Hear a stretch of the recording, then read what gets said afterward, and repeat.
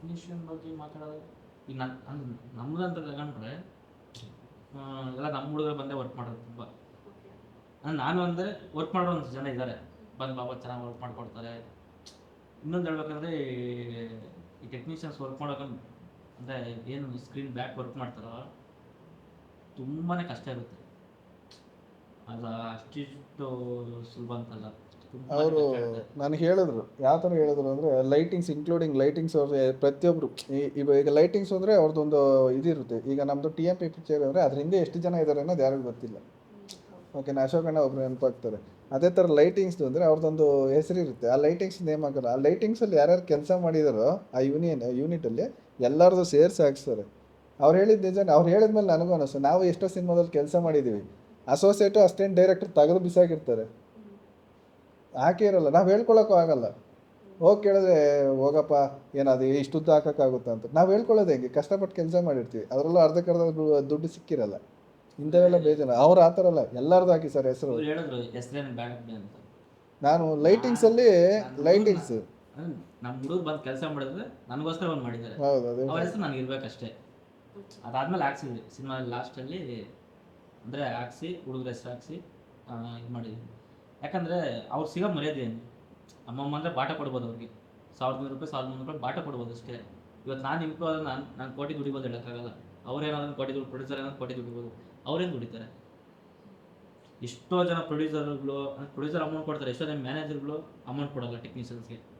ಎಲ್ಲ ಒಳಗೊಳಗೆ ನುಂಗಾಕಿರ್ತಾರೆ. ಯಾಕಂದ್ರೆ ನಾನು ಆ ಕಷ್ಟ ಬಿಟ್ಕೊಂಡು ನಾನು ಲೈಟ್ ಮ್ಯಾನಾಗಿ ಕೆಲಸ ಮಾಡಿದ್ದೀನಿ, ಆ ಡಿಪಾರ್ಟ್ಮೆಂಟಾಗಿ ಕೆಲಸ ಮಾಡಿದ್ದೀನಿ, ಕ್ಯಾಮ್ರಾ ಕೆಲಸ ಮಾಡಿದ್ದೀನಿ. ಯಾಕಂದ್ರೆ ಅಲ್ಲಲ್ಲಲ್ಲಿ ನುಂಗಾಗ್ತಾ ಇರ್ತಾರೆ. ಯಾಕಂದ್ರೆ ಎಂಡ್ ಆಫ್ ದ ಡೇ ಇವತ್ತು ಒಂದು ಕಮಿಟ್ಮೆಂಟ್ ಇಟ್ಕೊಂಬಂದು ಪ್ರತಿಯೊಬ್ಬರು ಕೆಲಸ ಮಾಡೋದು. ಸುಮ್ಮನೆ ಅಂತ ಯಾರು ಕೆಲಸ ಮಾಡೋದು, ಏನೋ ಒಂದು ಕಮಿಟ್ಮೆಂಟ್ ಅಂತ ಇರುತ್ತೆ. ಒಂದು ಚೀಟಿನೋ ಒಂದು ಇದು ಮನೆ ಬ್ಯಾಕ್ಗ್ರೌಂಡ್ ಬಗ್ಗೆ ಏನೋ ಒಂದು ಇರುತ್ತೆ. ಬ್ಯಾಕ್ಗ್ರೌಂಡ್ ಹೆಂಗೆಂಗೋ ಇರುತ್ತೆ. ಎಷ್ಟೋ ಜನ ನಾಯಕಿನ ಕೀಳಾಗಿ ನೋಡ್ತಾರೆ ಟೆಕ್ನಿಷಿಯನ್ಸ್. ಅದು ಬೇಡ.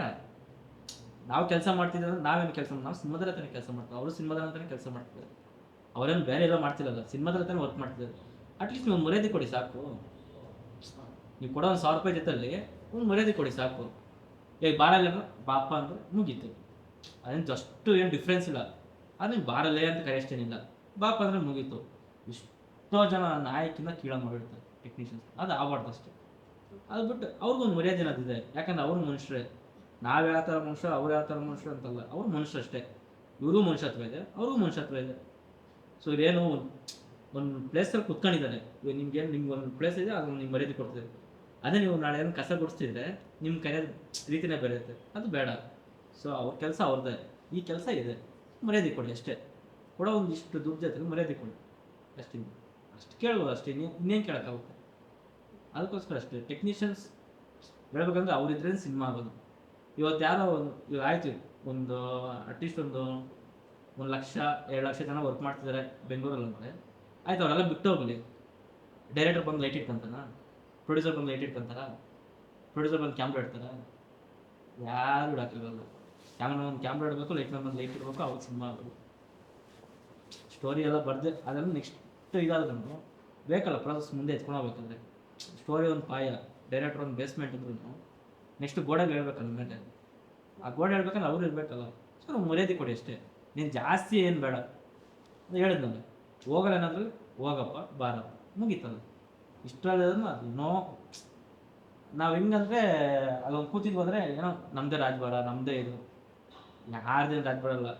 ನಾಳೆ ಸಿನಿಮಾ ಗೆದ್ದ ನಿನ್ನ ರಾಜಭಾರ, ಸಿನಿಮಾ ಬಿತ್ತ ನೀನು ಅಲ್ಲೇ ಇರ್ತೀವಿ ಅಷ್ಟೇ. ಈಗ ನಾನೇನು ನಾನು ಆ್ಯಕ್ಟಿಂಗ್ ಮಾಡಿದ್ದೀನಿ.